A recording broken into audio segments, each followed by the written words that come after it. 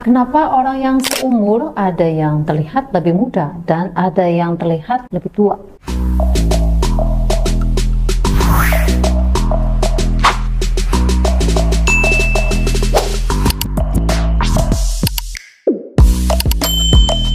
Sejak sel manusia mulai membelah menjadi dua, dari satu menjadi dua, dua menjadi empat, empat menjadi delapan, hingga terus berkembang jadi tubuh manusia dewasa yang terdiri dari 40 triliun sel. Sel-sel lambung diperbarui sekitar setiap 7 hari dan sel pengecah di lidah diperbarui setiap 10 hari. Sel kulit diperbarui setiap 28 hari. Sel hati setiap 180 hari. Sel tulang setiap 7 tahun sekali. Dan sel jantung setiap 20 tahun sekali. Sel-sel terus membelah dan tumbuh, tapi tidak membelah tanpa batas. Jika tidak, maka sel akan menjadi abadi.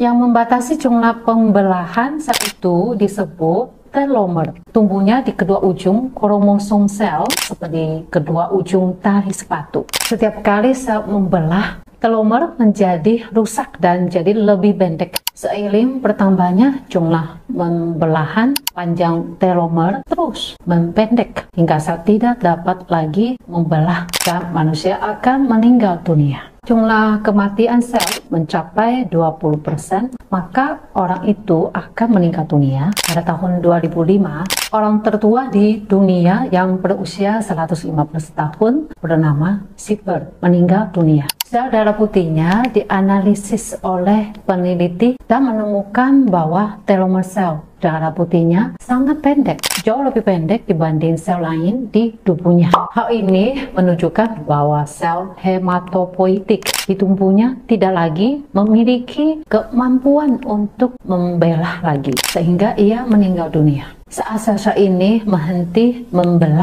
kita akan menua. Kulit mulai berkerut dan berbagai fungsi tubuh mulai menurun. Nah, lalu kenapa ada yang usia sama, tapi penampilannya terlihat berbeda? Karena telomer setiap orang punya panjang yang berbeda-beda dan tingkat kerusakannya pun berbeda. Kedua faktor ini menentukan penampilannya setiap orang yang menua di tingkat yang berbeda. Sebenarnya panjang telomer ini bawaan dan tidak bisa diubah, tapi kecepatan pemendekan telomer ini bisa dipengaruhi oleh lingkungan hidupnya. Di tahun 2017 lalu, Elizabeth Blackburn menulis buku berjudul The Telomere Effect yang berisi pertama, orang stres akan mengalami memendekkan telomer lebih cepat. Kedua, orang dengan emosi negatif jangka panjang. Yang ketiga, kebiasaan hidup buruk, terutama penderita kurang tidur kronis. Yang keempat, lingkungan hidup yang buruk, seperti polusi udara,